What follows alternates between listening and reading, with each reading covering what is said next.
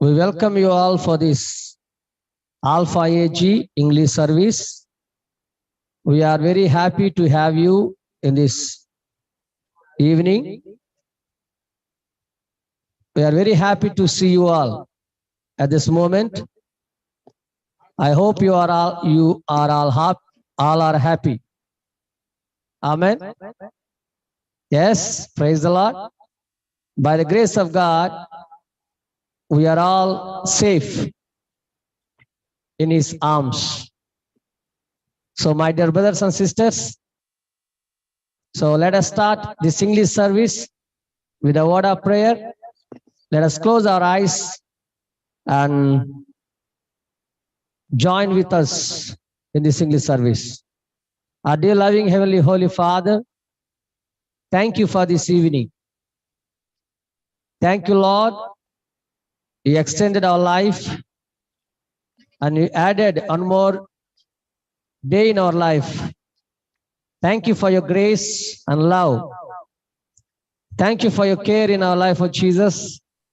Thank you for you provided everything in our life. We are very grateful to you. We are very thankful to you. We are going to praise you and worship you, Lord. Enthroned upon our praise and worship. I pray for the people, those who are watching and those who are joining in this English service. You bless them. You anoint each one of them. Let your presence will be surrounded every one of Father Jesus. You cover each one of us with your blood. You speak with the people. You touch each one of them with your Holy Spirit. I ask this prayer in the name of our Lord and Savior Jesus Christ. Amen. Praise the Lord. Let us sing one more chorus. More love, more power, more of you in my life. So before we are going to sing that chorus, let us read the word of God, Psalms chapter 92, verses 1 and 2 and 3. Preshta Katta will read for us Psalms 92.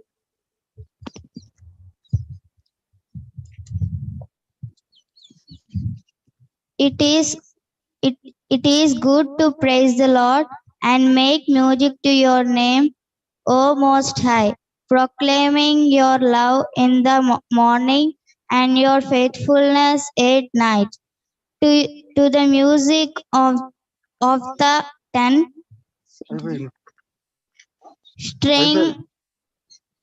string lyre and the melody of the harp. Amen. So let us sing a chorus. More love, more power, more of you in my life. And I will worship you with all my heart, and I will worship you with all my mind. So let us sing with us. More love, more power, more of you in my life.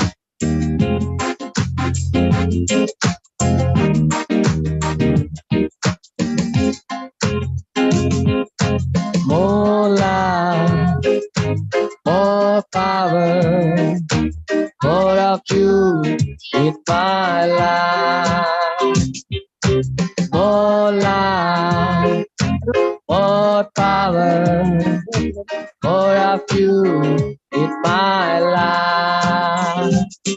And I will worship you with all of my heart. And I will worship you with all of my mind. And I will worship you with all of my strength. For you are my Lord.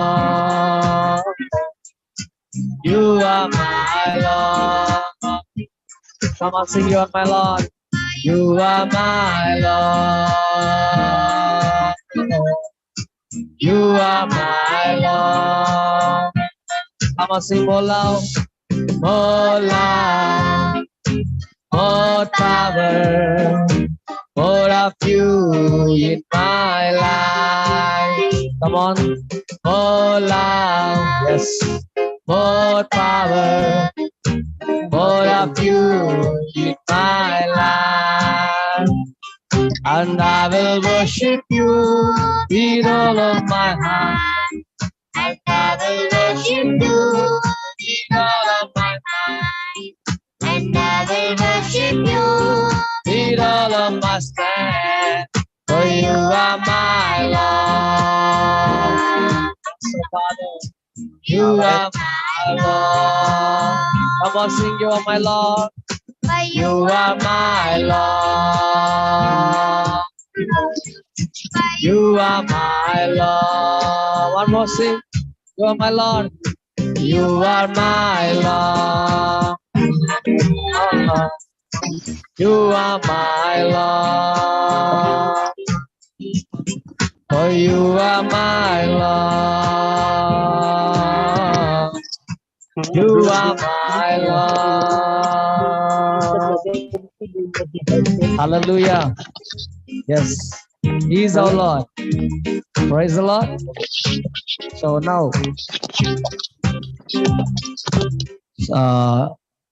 Brother James Prabhakar family also with us. Now they are going to sing one song. So I request them to sing one song.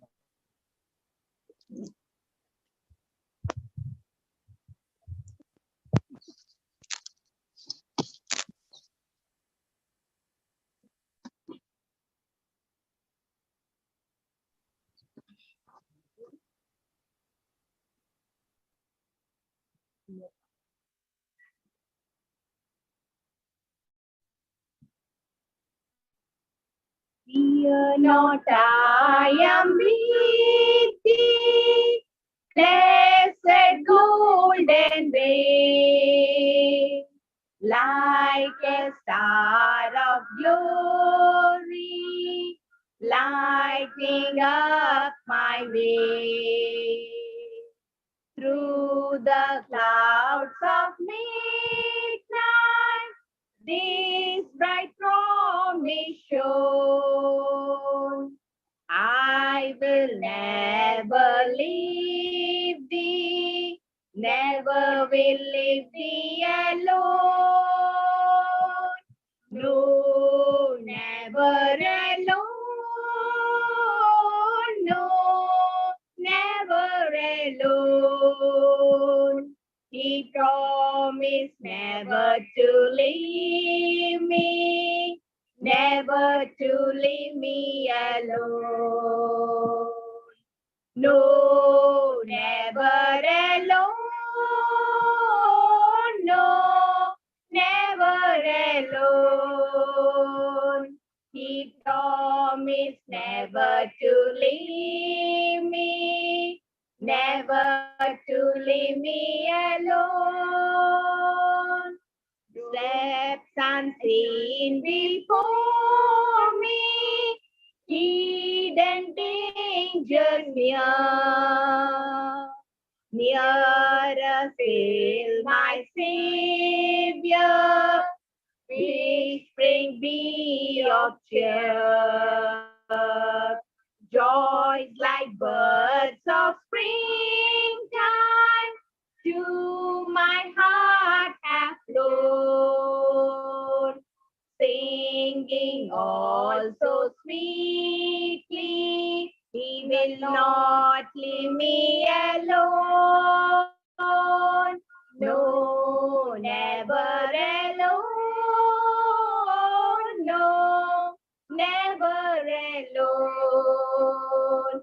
He promised never to leave me, never to leave me alone.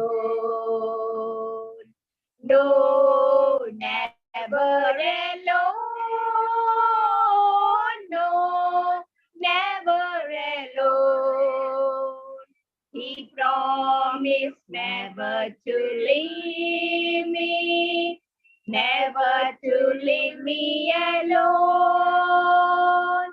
Rule the spirit around me, lilies bloom and die. Earthly sunbeams vanish, radiant still the sky. Jesus and a flower blooming for his own. Jesus, heaven sunshine, never will leave me alone. No, never alone. No, never alone. He promised never to leave me, never to leave me alone. No, never alone. No, never alone. He promised never to leave me, never to leave me alone. Hallelujah. Hallelujah. Thank you, sister. So now let us worship a God a few moments. My Jesus, my Savior, Lord, there is none like you. Let us sing this chorus and worship our God. Jesus is our Savior. He is our comforter. There is none like him. He has done wonderful things in our life. He has done great things in our life. He has done mighty things, marvelous things in our life. Let us worship our God. Let us praise his name. Think everything for he has done in our life, what he has done in our life. Remember everything and praise for each work in our life, my brothers and sisters.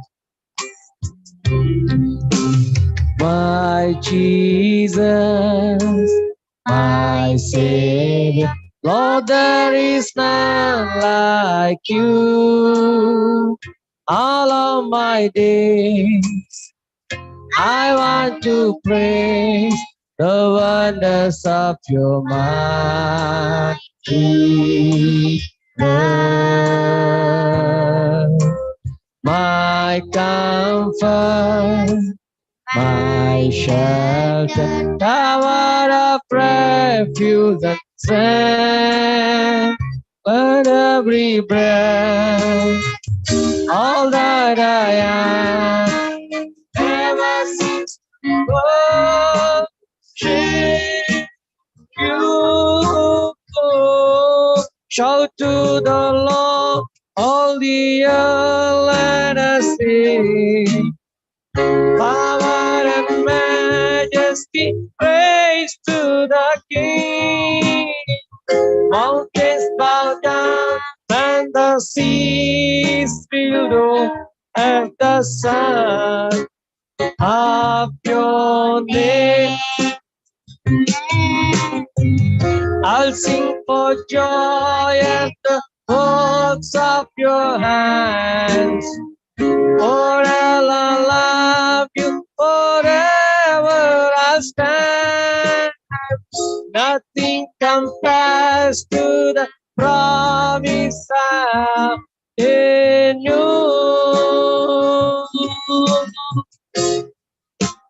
Promise I have in you.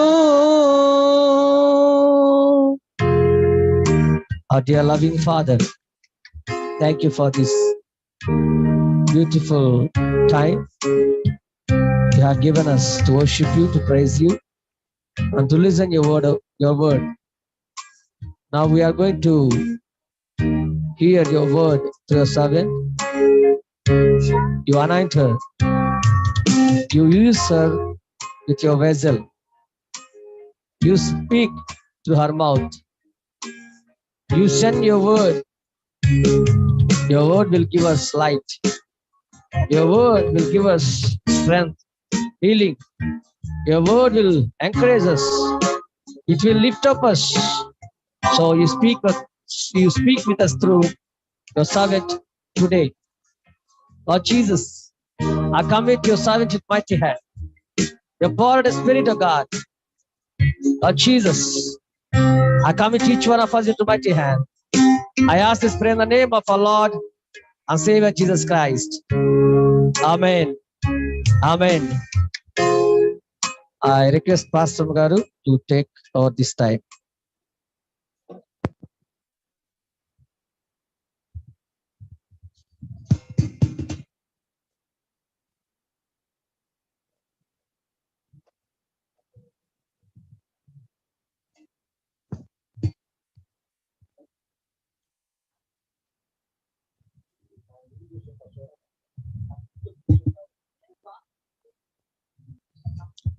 Hallelujah. Praise the Lord. Hallelujah. Hallelujah. Praise the Lord. Praise the Lord. Good to be with you all once again. Evening wishes to all of you and greetings to you all on behalf of Alpha AG Church Srikakulam. So it was a wonderful time to spend in the presence of God. So today I wanted to start a new topic called hamartiology. So it is going to be a series for some 3 or 4 weeks. So hamartiology. So you can write down certain things if you want. So hamartiology. So hamartiology is a part of theology. So in Greek we call theos means God. So the study of God is theology. So in that again hamartiology is a part. Hamartiology, where hamartia, the Greek word which means sin, S-I-N, sin. Hamartia means sin. So I'm going to read certain things and I'm going to explain. So it's not a kind of preaching, but let's learn few things. So the Greek word for sin is hamartia. So hamartiology is the knowledge or the doctrine of sin. Hamartiology is the knowledge or doctrine of sin. The conscience of man is often a nagging testimony to his own. When we say this word called sin, usually, many people, they don't like the word sin. Some people say, you Christians always say we are sinners, sinners, sinners. Even the Bible always condemns sinners, sinners. So according to me, so usually some people, they have their own principles, they have their own opinions, and they say that I'm not a sinner. To myself, I'm perfect. To myself, I'm correct. So sin for them is like a bigger thing. So those who are robbers or those who commit adultery or those who kill people. So only those are sinners. But according to me, I'm not a sinner. I'm perfect. So that was the understanding of few people have. But here, the conscience of man is often a nagging testimony to his own, which means no person can ever say that I'm not a sinner, because we don't need Bible. We don't need Bible. Listen to me so carefully. If you wanted to know that you are a sinner, you don't need Bible. Your conscience is enough. We have a self-consciousness. That consciousness is enough. It will be always prompting us inside. If you do anything against God, if you do anything against the nature, if you do anything against the principles of the nature, usually we feel ourselves, our conscience is the first thing which is prompting us, hey, you are mistaking. See, it is not the Bible. First, the conscience or the consciousness is going to point out. So what I'm trying to say is, hamartiology is the knowledge or the doctrine of sin. Ernest Williams said like this: hamartiology is the science or doctrine of sin. So anyway, see, we cannot deny one thing, that all are sinners. See, Romans chapter 3 verses 23. Romans chapter 3 verses 23 says, all have sinned and come short of the glory of God. That is what the Bible says. So all have sinned and come short of the glory of God. So here, the problem of sin. The source. Let us clearly understand that the Bible did not create the problem of sin. Are you getting me? We have to clearly understand. Today I'm here to tell you that Bible have not created the problem of sin. Usually many people think that this Bible always blames people. These Christians always say that all are sinners, but no, sorry, Bible did not create the problem of sin. If the Bible had never been written, listen to me carefully, if the Bible have never been written, or if it were not true, we would still have the problem of sin. Yes or no? Suppose there is no Bible, still we will have the problem of sin. That we need to understand first. Many even blame God for this sin, but does not eliminate the problem. Even many people, they blame God.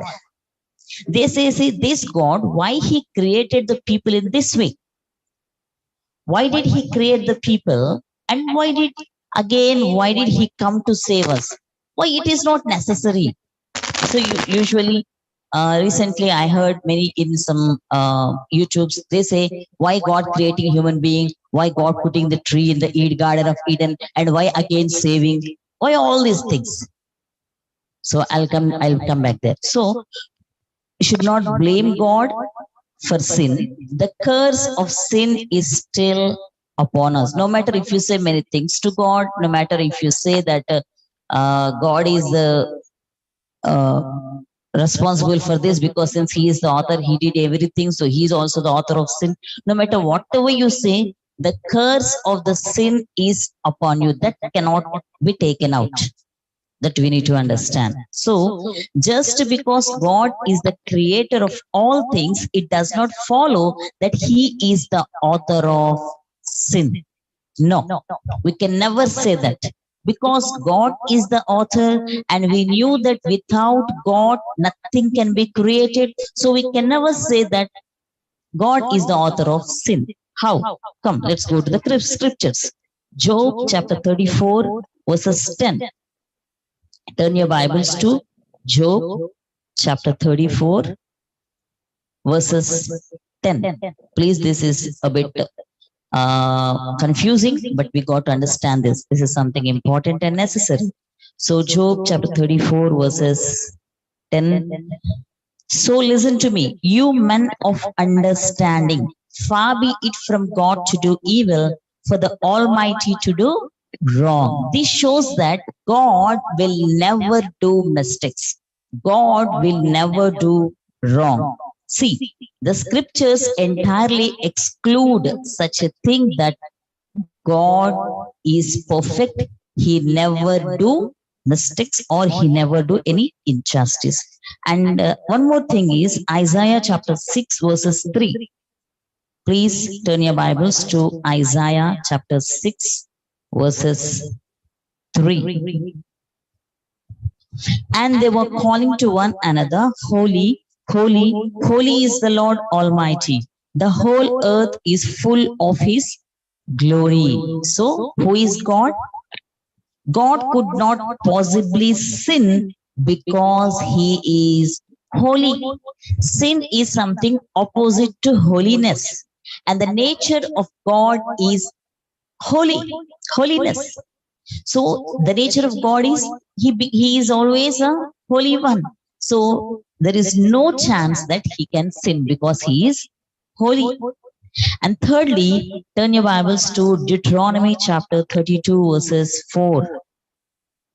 Deuteronomy chapter 32 verses 4. He is the rock. His works are perfect, and all his ways are just. See, what is the Bible was telling about God? He is the rock, his works are perfect, and all his ways are just. He is a God of justice. So, if he is a God of justice, there is no unrighteousness in him. That means he can never be the creator of sin. By this, we can understand that God is not the author of sin. Next, James chapter 1, verses 13. Book of James, chapter 1,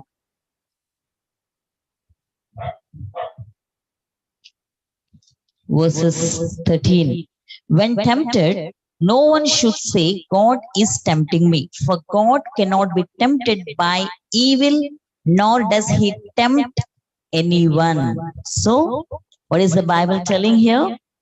For God cannot be tempted by evil. So, he cannot be tempted with evil, neither does he tempt any human being. So, hence, it is proved that he is not the author of sin. And lastly, Deuteronomy chapter 25, verses 16. Deuteronomy chapter 25, verses 16. For the Lord your God detests anyone who does these things, anyone who deals dishonestly, which means God hates sin. Simply, in other words, he hates sin. Even Zechariah chapter 8, verses 17 also says that God hates sin. So imagine how can God create something which he hates?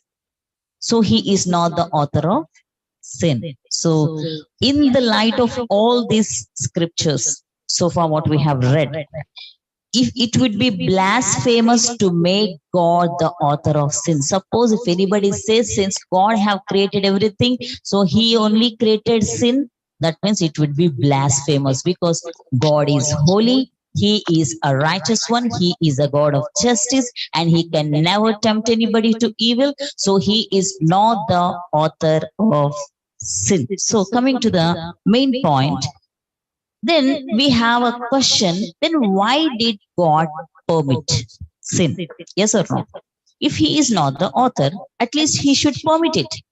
Then why did God permit sin into this universe? Let me tell you one more thing here. One of the most perplexing questions that come to the human mind is in relation to the presence and origin of sin. All men are sinners, cannot be denied. This is the true of every race and tribe. Nor it is necessary for man to learn of sin. Yes or no? Yes, no child needs to be told how to do wrong. No child is need to be told how to do wrong, but he must constantly be taught to do that which is right. Means from the childhood, if you see a small child, nobody will teach them to be jealous, or we don't teach them uh, to take away something without the permission of parents. Or, there are certain things we see in the children, automatically they do it by their nature. How? Nobody taught them, but how did they know? How did they know to tell lies? See, we don't, sometimes we really, we shock at a certain small kids if they tell lies. How they are able to say? Because, why? Because it has come right from Adam. It has been a part of our nature, that a sinful nature. Our nature itself is sinful nature, because right from the Adam, it was transferred to all the human beings, where we automatically, right from the childhood, we do it. See, for example, I have a brother. He's got two children, two sons. One is 1.5 years and the other one is 3 months old. So now this 1.5 year boy was jealous on this 3 months old baby. You know why? Because mom is taking more care of the kid. Mom is feeding him, mom is taking care of him, mom is loving him more. Now this 1.5 year baby was so unhappy and he was very angry on this 3 months old baby.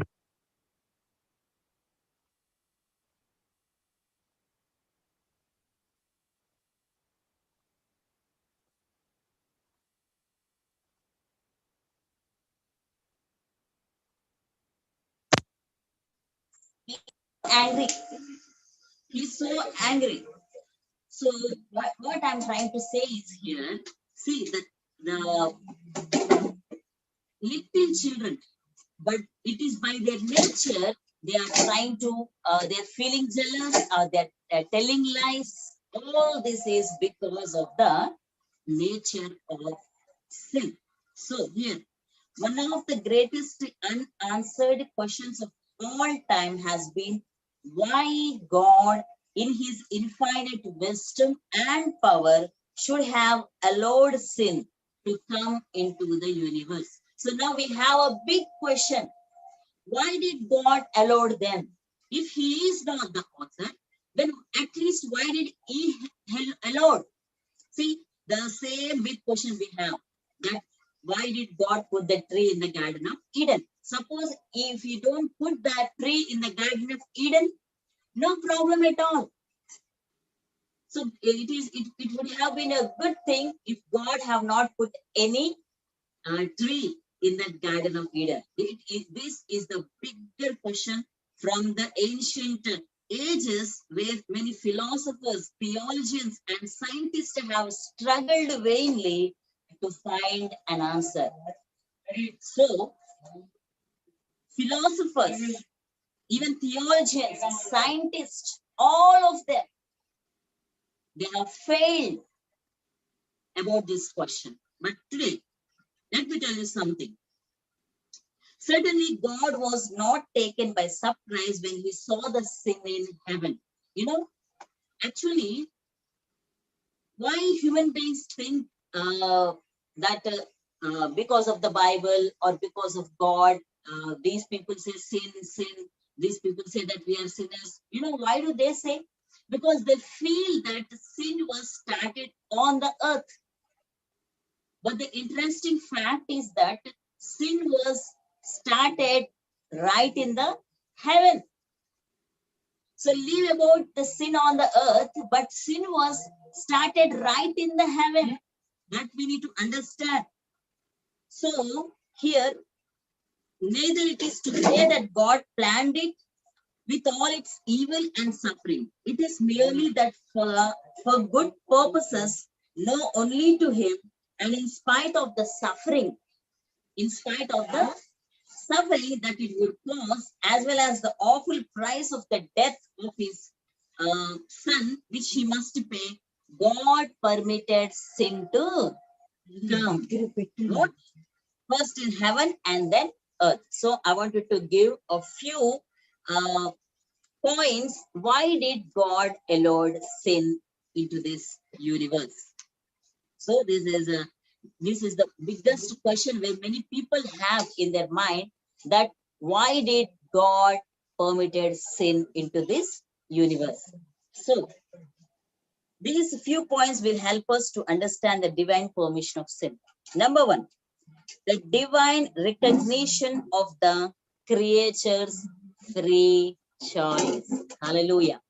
The divine recognition of the creature's free choice. God made man out of his own image. Yes? Yes or no? God made man with his own image. So without choice, without choosing power, a man would be a robot. Yes or no? So God created human being with the power of choosing knowledge, because God made the human being with his own image, where God has a willpower. So he has given the same willpower to the human beings. So now, if God had, when God made man with his own image of choice and gave freedom to man to use his choice. So if God has given that power to choose, and if there is no chance to choose, then how can he use that power of choosing knowledge? So what happened? Man cannot make a choice between good and evil unless evil exists. Suppose if there is no good and bad, everything is God, good only. God created everything God, no sin came into this world. So everything is good. Then now how man will choose which is good and which is bad? See, God has created the human being with the power of choosing, a willpower. Now the man has to exercise his willpower. But how? If everything is good, how he will exercise? So for that reason, God permitted sin into this world. So now, because there is good and bad, because there is evil and good, now man has a power to choose. Now he can exercise his choosing power because he is a creator with a willpower. He was created with willpower. Now he has to choose. So in order to exercise that power, number one, God permitted sin into this world. So I think I'm making sense. So why did God permit sin into this world? In order to make man to use his choosing power. If suppose everything is good, he cannot choose anything. There is no chance of choosing. Wherever he go, everything is good. All are good. Then even he cannot find the difference between good and bad also. In other words, like he cannot use his conscience, he cannot use his willpower, and he cannot have his self-image or self-choosing, or he cannot have a self-desires. Because no chance. Everything is new. Everything is good. So now, because God has created in such a way that he is ability to choose, he has to exercise that ability. So for that purpose, God permitted sin, number one. And number two, the specific value of redeemed beings. See, here one more thing I wanted to add. Suppose he could create innocent, unfallen beings possessing no capacity to err. Yes or no? God can create unfallen man, unfallen celestial bodies like angels, angelic bodies. He can create, but suppose if he desired redeemed souls, purifying for sacrificial, that means God has a plan for certain things. He wanted to redeem them because, let me tell you one thing. Actually, God has a plan, but out of his foreknowledge, he know what is going to happen. Here, this may be a bit confused, but we need to understand. Suppose I have a plan. I have planned to do certain things, but at the same time, with my small knowledge, with my small human knowledge, what I will do, suppose I will earn money and I will buy a house or I will buy so and so thing. I will plan, and again, what I will think, suppose during when I am keeping money for something, suddenly if suddenly something happens and I have to use this money for that, then how I will buy the thing? So I will have my own plans, different plans I will plan. And if suppose this happens, I will do like this. Suppose this happens, I will do like this. Means I will have 2-3 options and I will think to myself and I have a plan.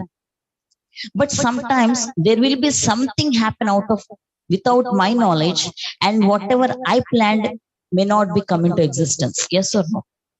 But when it comes to God, God too had a plan of creating angels, after that creating human beings. And out of his foreknowledge, he already knew that Adam will fall. Out of his knowledge, he knew that the Lucifer, he will also fall. And he will tempt the human beings. He knew everything. Then why don't he stop creation? It's not a right question. See, I have planned. And to work that plan, I'm trying my best to make that plan come into existence. Suppose some negative things may happen, but I will try my best to make it happen. In the same way, God, in his mind, he had a greater plans for human beings. So when he planned to create them, out of his foreknowledge, he already knew that this man will fall one day. So now, because he falls, I have to plan something. I have to do something. Now, what I will do? Number one, God is a spiritual being, and He created angels. Angels were also again spiritual beings. He created human beings, but humans are not spiritual beings, but they have flesh and blood. Yes, we possess body. So now this man is falling. Now, somebody who is more powerful than that man will be able to pick him up, lift him up, because he is fallen. See, I'm talking about the foreknowledge of God. Now, God in his foreknowledge, he's thinking about the human beings. So now, somewhere or the other, I knew that Adam will fall. Now, who will go and help him? God cannot go because God cannot lift because he is a spiritual being. Now angels do the same thing. Now human have the flesh and there need to be some person to go and lift him up. So who is powerful than him? Who is stronger than him? Who is more stronger than him in all areas? So now who will go? So then God planned, okay, I will go in the form of a man because he is man and he needs man in order to lift him up. Are you getting my point or not? I don't know. In order to lift him up, so that Adam, he needs one more person. So there is no other person in the universe because I have created only Adam. So now I have to go in the form of a human being. So God decided that, okay, in his foreknowledge, I'm talking about, in his foreknowledge, God planned everything. In his plan, he came to know that Adam will fall. And again, he planned everything because, okay, if he falls, no problem, I will send my son. And my son will go and he will live a pleasing life. And he will live actually what the real human being I want to. I really planned for that kind of life. My son will live and he will redeem the human beings. Hallelujah. What a beautiful plan. Imagine, friends. So we should not ask this question, then why did God put the tree in the Eden? Why did God created bad people? Why did God create these kind of people? No, it is necessary.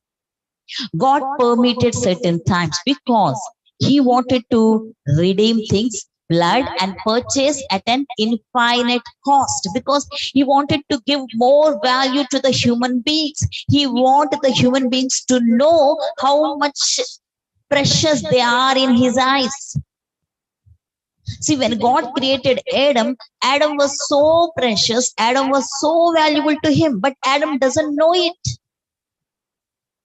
So after fallen, Adam or human beings, we human beings always think that I am nothing, I'm waste. So, people will give me value, I'm nothing. We feel like this. So now, what do we do say?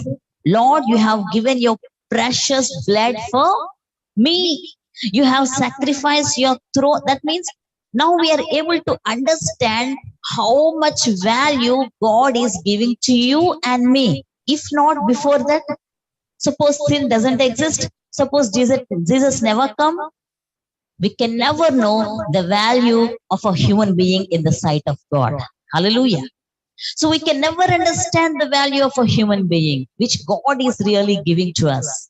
So friends, the expression of such love and exercise of such sacrifice are possible only when sin is present in this world. Even before the creation of Adam, even when Adam was fallen, still God has the same love to the point of death. But Adam doesn't know it. Yes or no? Sometimes, for example, let's say wife and husband, they love each other automatically. They care for each other. And, sometimes we express and we say that I love you so much, I love you this much. Through the words, we say. But when the real love we understand, in some incidents, some actions, when they really love us, we will try to see their actions, to show their love in action. So some people, they say, I love you. But when come to action, they will not do anything. The real love will come out when they really love. In certain particular incidents, we can see whether they love you or not.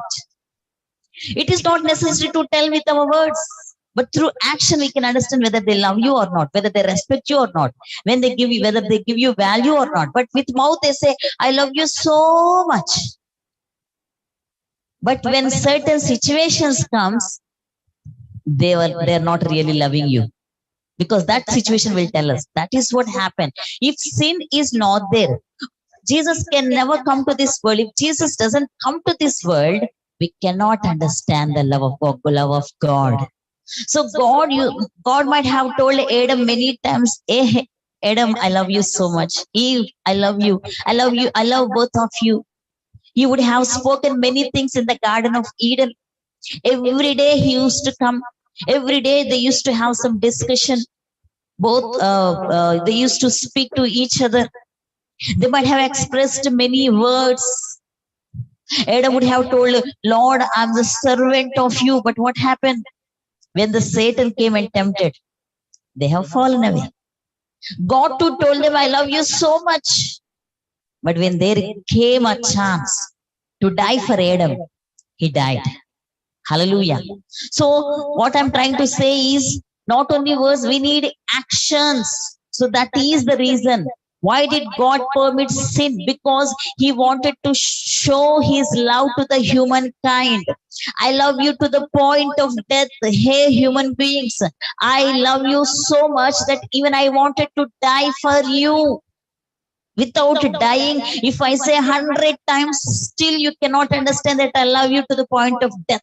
But today, because I have died for you, now what we will say when we come to worship Lord? Lord, you have died for me.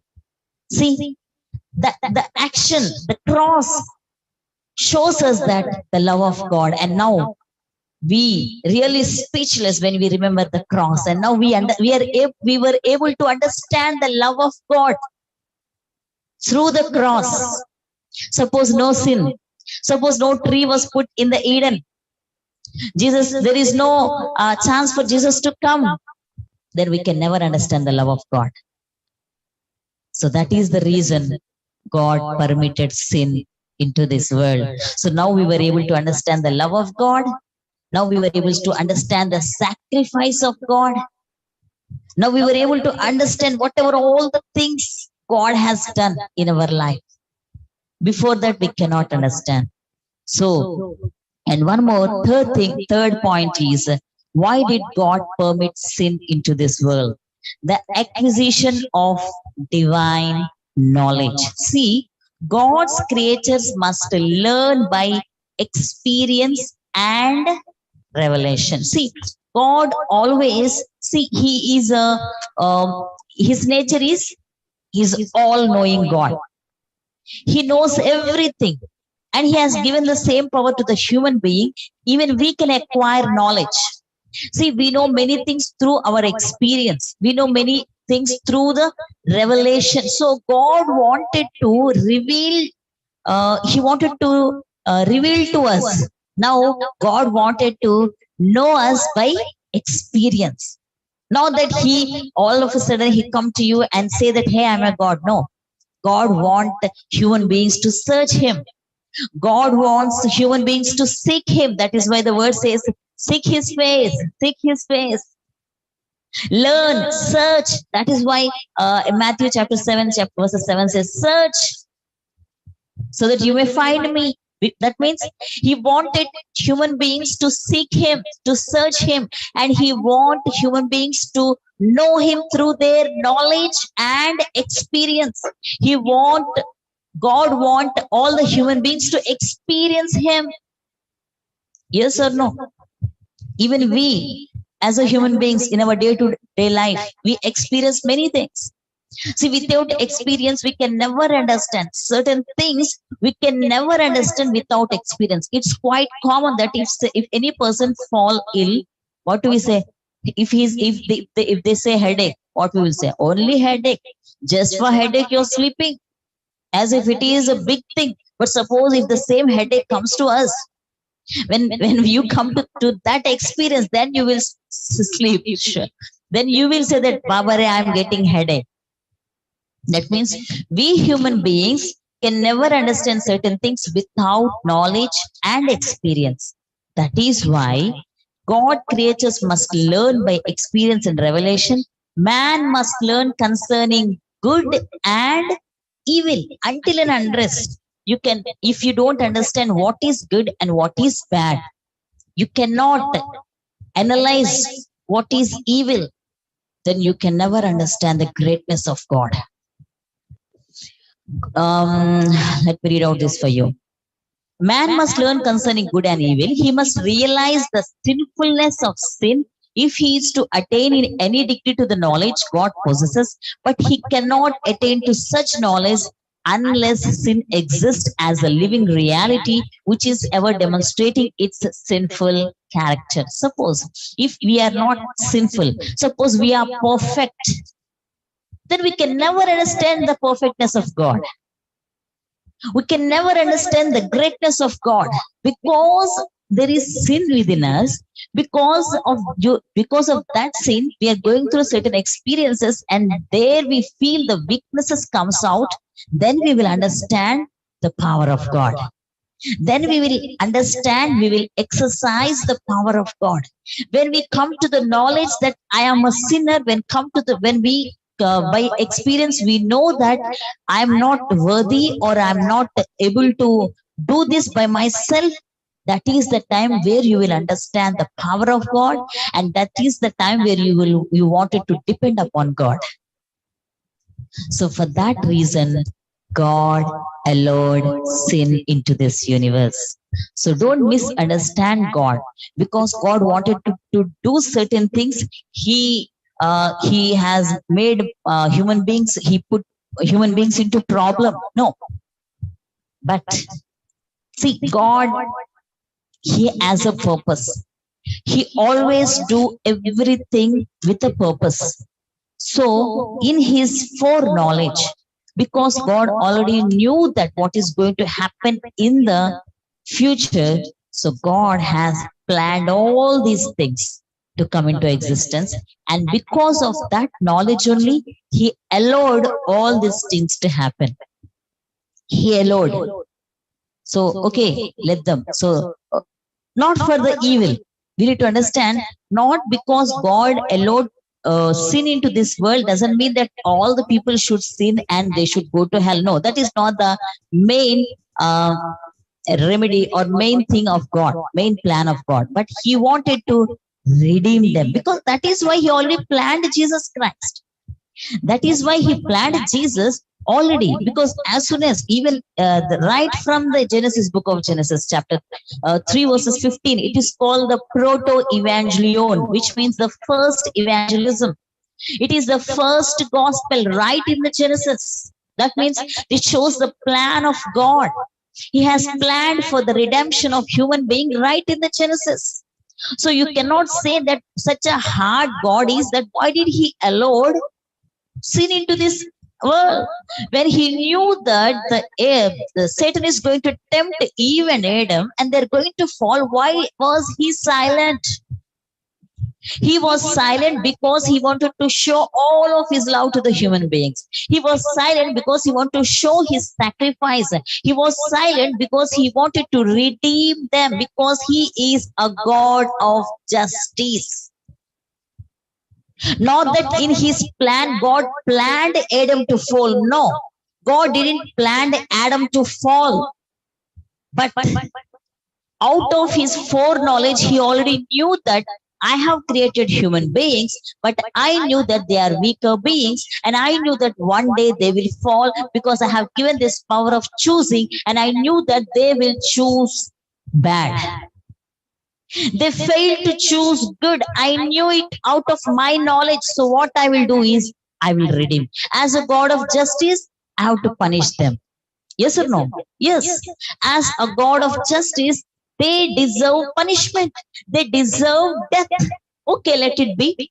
But till on one side, I'm a God of love. So what I will do? I will send my only begotten Son and I will redeem them. Hallelujah. What a great God we serve. Friends, so here what I'm trying to say is the acquisition of divine knowledge. God wants human beings that we know Him by our knowledge. We know Him by experience. That is why He never force anybody. He never force any human being. He always respect. I love to say this line. God respects your willpower. God respect whatever you chose to do. He will not force you. If you choose to do bad, He will leave you. That's it. But He will not force you to do good. At the same time, even He will not force you to do evil also.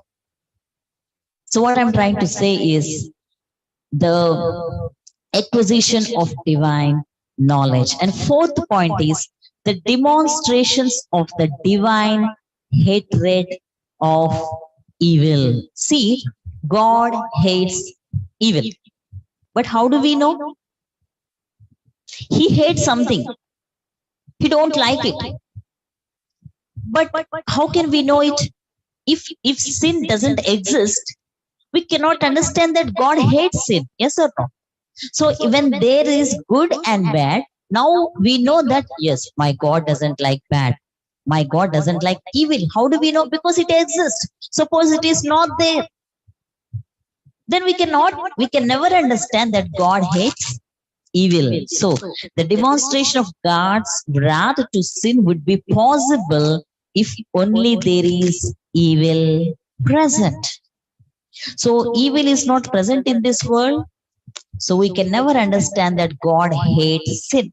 See, again coming back, even before the creation of Adam, God, He hates sin. God hates sin. But how do the human beings know it? That is why sin is necessary in this world. And that is why He allowed it. Because sin have already taken place right in the heaven.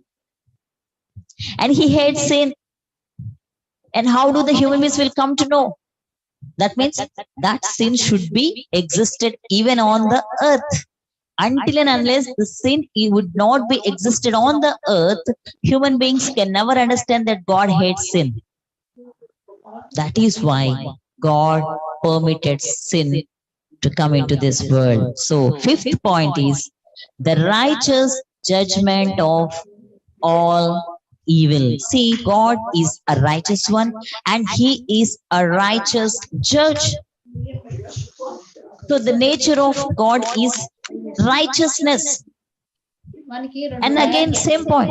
Suppose if there is no sin, we can never understand that God is righteous one. Because He is a judge and He judges everything in a perfect way. But if the sin doesn't exist, and if there are no people, if there are no sinners, then whom He will judge? There will be nobody to judge. So how can God exercise His righteousness or righteous judgment? So in order to understand it, there is a necessary of sin in this world. So the righteous judgment of God is possible only when sin exists. That is why today, because out of our knowledge, now we say that, Lord, you are a righteous one. And we say that, Lord, one day you're going to come to do what? To judge the people. To judge the people for what? Those who are accepting Christ and those who are not accepting Christ. Those who are remaining in their sin, because this was a great opportunity given to all the human beings, all the humankind, that if you accept me, you will go to heaven. If you deny me, you will go to hell. That's it. Now it's a perfect statement that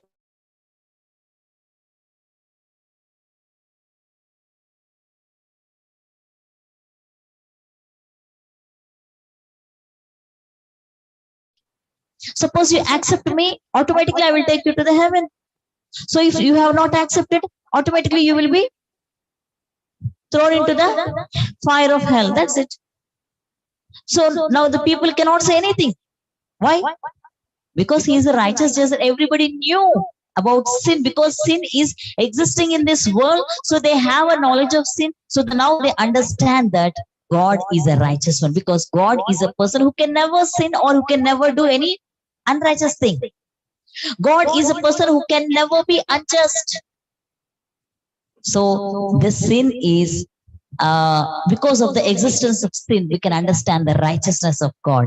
We can see the God, the righteous judge, as a righteous judge. Now God can even exercise the righteous judgment on the lives of the people. You know, many people in the second coming of Christ, we believe in second coming of Christ.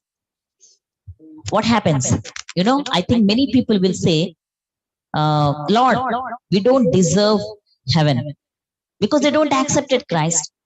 So what they will tell? Lord, you are righteous one. We don't deserve to stand even in front of you. See, you are so great that you have sent your servants, you have sent many Christians, you have sent your Bible, but we have not believed in it. So today we don't deserve even to stand in front of you. Please, we deserve your wrath only. You send us away. That is the thing many people are going to tell even the second coming of Christ. Because why? Because the sin exists. People knew it. People are aware of what is good and what is evil. As I already reminded you of a small kid. None of them taught him what feeling jealous. How to feel jealous. How to lie. How to hate. How to hit. Nobody are teaching the child, but out of their nature, they're doing it right from the birth. So, because of that knowledge today, nobody can blame God. And one day, many people, they accept that, Lord, you are Lord. See, in Bible, there is one word called everybody with their tongue, they will accept that Jesus is the Lord. I was really thinking of that. How can each and every person, it seems, if every person will confess that Jesus is Lord, then automatically they can go to heaven. Yes or no? But you know what should I think? But to my thinking today, when I was thinking about that, I felt like this might be in front of Lord on the second coming of Christ. All this humankind will be standing in front of the throne of judgment, and these people are going to tell, Jesus, you are the Lord. With their mouth, they will confess that Jesus, you are the Lord. But I don't deserve to stand in front of you because I have not accepted you. You have given me a chance on the earth, but I have not made use of those chances. So I deserve hell. Please let me go. I think that is the reason. Each and every person will confess that Jesus is Lord. Hallelujah. So, but not everybody are going to hell, but some of them are going to hell and some of them are going to heaven. So friends, the righteous judgment of all evil should be exercised by God unless and until if the sin doesn't exist, it cannot be done. So that is the reason God permitted sin into this universe. And lastly, the manifestation and exercise of divine grace. Hallelujah. Grace is something, it is an unconditional love. It is shown to a person who is unworthy. And God is a gracious God. It is one of the attribute of God that he is gracious. His nature himself is gracious. Now, how he can exercise that graciousness towards the people who are really, suppose the human beings are perfect, then they don't need any grace. Yes or no? Are you getting my point? Suppose the human beings are perfect. There is no sin on this world. Human beings are good. They are perfect. They don't need any grace. Yes or no? But now God is gracious. He wanted to exercise his graciousness on the people. He wanted to show some grace, but how? So that is the reason. The angelic host had seen his wisdom, his power, and his glory. Wow. The angelic hosts who were created beings by God, their celestial bodies. So they have seen the wisdom. How? Because God made With a single letter, with a single word, he made everything out of nothing. So they was looking with their eyes. Oh, such a great wisdom God have. And even they have seen his power because he was holding the whole universe. He is in control of everything. And now the angels were even seeing his glory because they were worshipping him day and night, saying, holy, holy, holy. So now the angels were unable to see his grace and his love. Do you know it? Angels doesn't know what is it mean by, they know the wisdom of God, they know the power of God, they know the glory of God, but they don't know what is the grace of God. So God opened the way for the exercise of his grace toward those who, because of their sin, deserved only his wrath. Yes or no? Those who are against God, they deserve only his wrath. They deserve punishment because on one side he is righteous, so he has to punish them at any cost. He has to put them on the lake of fire. Now, there is one more anger in God. He is a gracious one. Hallelujah. So now, but there could be no exercise of divine grace towards the sinful and undeserving until there was sinful and undeserving beings in the world. Hallelujah. So he wanted to show some grace, but if there is no person in the earth to show grace, how will the angels will come to know about the grace of God? So God wanted to exercise his grace. You know, one person said like this, when Jesus was born in this world, angels came all the way from the heaven to praise him. You know why? They were shocked. How can this be? A great God. We were able to see him. We couldn't even see with our eyes his glory. We cannot see him. And such a great God now making himself into unveiling his glory and making himself into a small human being. And how can it be? How can he make himself empty? We cannot understand. But when we knew God, we knew his wisdom, we knew his power, we knew his glory, but he loves human beings this much. They were really shocked. They came running from the heaven to see Jesus and to praise him. All the angelic hosts, they came running to the heaven to see Jesus. And they were praising that. Holy, holy, holy. To all, let there be peace to all the human beings. Why they are singing? What the gracious God he is. Even when he was dying on the cross, the angels were shocked. Can God, can all-powerful one, almighty one, he made everything with his one single word, and today he is hanging on the cross. Why? Even if he asks us to go and many times we have been to fighting, yes, been to the war to help him because we are his workmen. But today, he didn't call us, but he ran to himself. He ran by himself too. That means he loved human beings. So even the angels came to understand the love and grace of God. Hallelujah. Even the human beings, not only that God is powerful, not only that God is glorious, not only that God has wisdom and knowledge, even God wants human beings to know that he is a loving and at the same time he is also a gracious one. If suppose there is no sin in this world, we can never understand the grace of God and we never deserve the grace of God because no sin. So automatically we never sin and automatically we are good and automatically we don't need any grace. So because there has to be some people to receive his grace, there has to be some people who are unworthy. So for that reason, God permitted sin into this world. Hallelujah. I don't know, maybe you have understood or not, maybe a bit confusing, but surely if you sit and whatever the references I have given you, please go through them and try to, if you have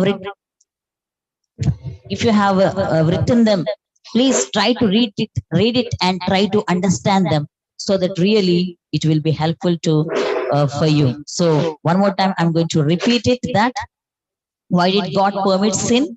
The divine recognition of the creature's free choice. So God has given each and every man a free choice. So he wanted to exercise their free will power. So if there is no good and bad in the world, man can never choose anything. So for that purpose, God allowed sin. And secondly, the specific value of redeemed beings. So God wanted to know all the human beings, the value which God is giving them. That is, he was even loving them to the point of death.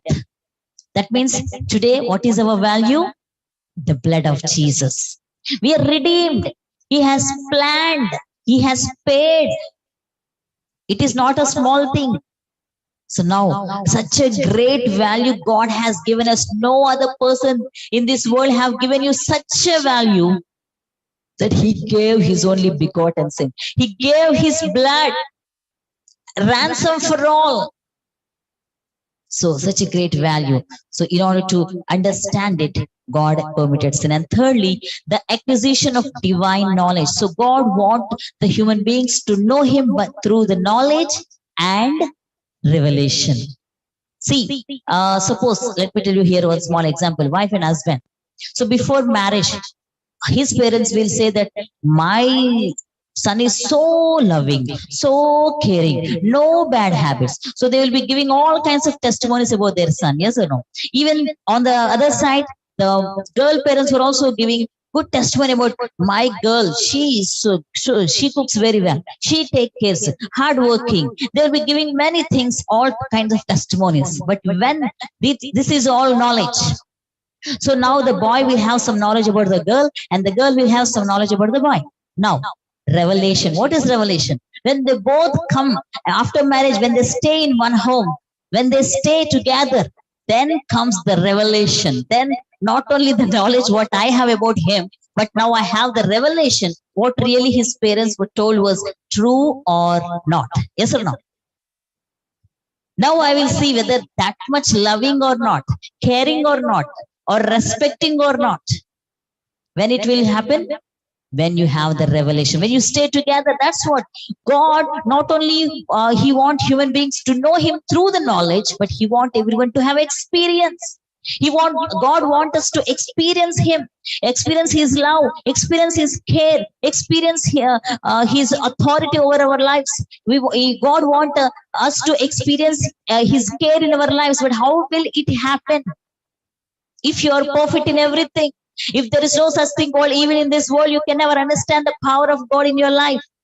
So that is the reason God allowed or permitted sin into this world. And fourthly, the demonstration of the divine hatred of evil. God hates evil. And that thing he wants you to know it. That is why if you are really if you love God, you will hate evil. Because why? You don't want to do something which God doesn't want.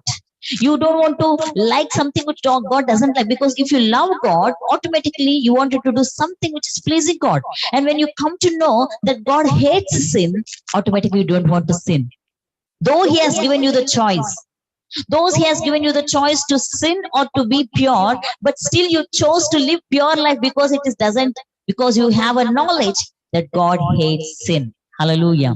So, and fifthly, the righteous judgment of all evil. God is a righteous one and he wanted to judge in a righteous way. So without the presence of evil, it cannot be done. And sixthly, the manifestation and exercise of divine grace. So God wanted to show his grace to all the humankind. So in order to do that, he permitted sin into this world. Hallelujah. So I'm going to continue with the same topic, the origin of sin and what is the result of sin and what are all the nature of sin. So I'm going to continue in the coming days. Please be tuned to this series. So let's close this session with a word of prayer. Hallelujah. Thank you, Jesus. Thank you, Father. Hallelujah.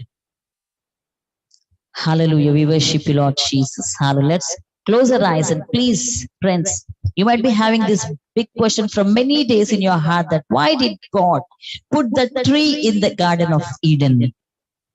I think I'm helpful today. I think that I'm a bit answerful today to you, that you have got some enough answer today.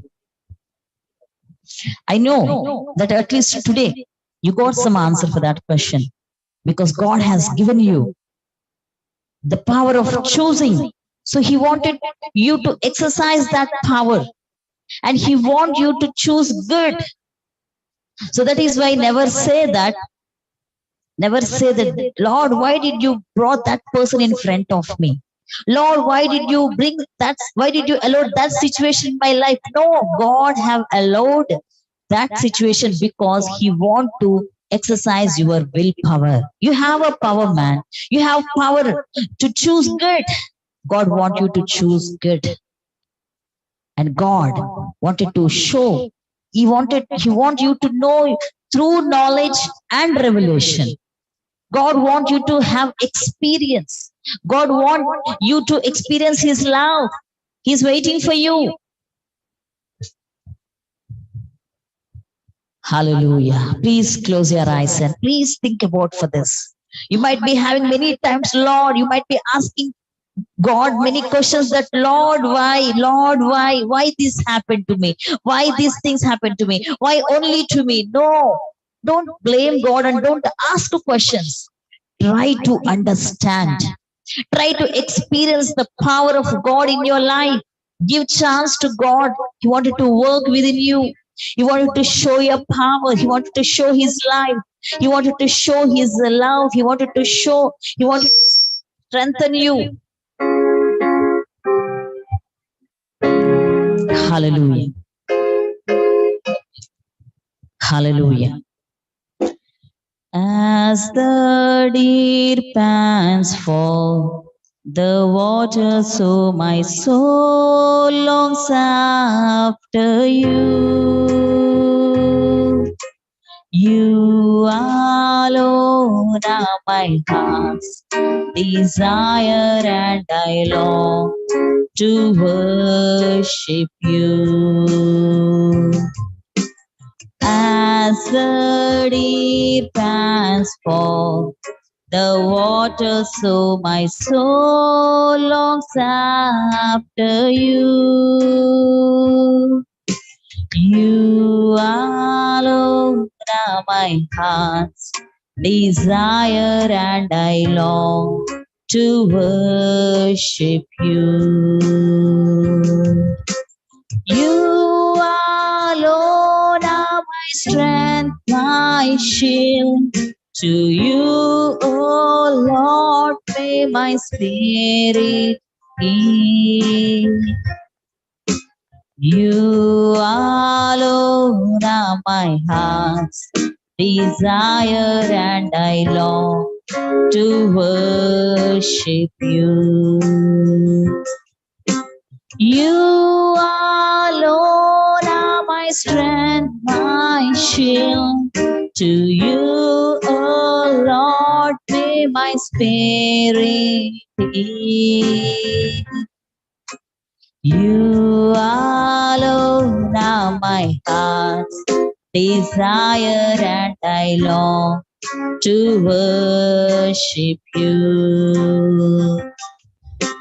You're my friend and you are my brother, even though you are the king. I love you so much more than any other, more than anything. You alone are my strength, my shield. To you, oh Lord, may my spirit yield. You alone are my heart's desire, and I long to worship you. As the deep pants for the water, so my soul longs after you. You alone are my heart's desire and I long to worship you. Yes, Lord. Yes, Lord.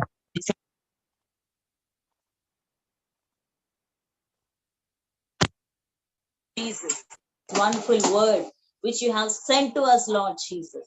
Yes, Lord, you are such a loving God. You are such a gracious God that you have allowed sin into this world. Still, you are standing beside us to choose good, to be good in our lives, so God, Father. Hallelujah. Hallelujah. Thank you, Master. I commit all of us into your hands. In the one and only precious name of Jesus, I pray.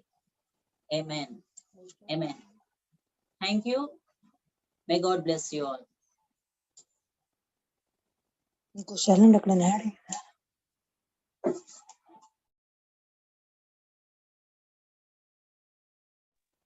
Praise the Lord. So please subscribe our YouTube channel, Alpha AG Church, Srikakulam. And please like our page, follow. You can follow us on Jehovah's Throne page or Satish Babu Katta Facebook. So please promote our channel, Alpha AG Church, Srikakulam.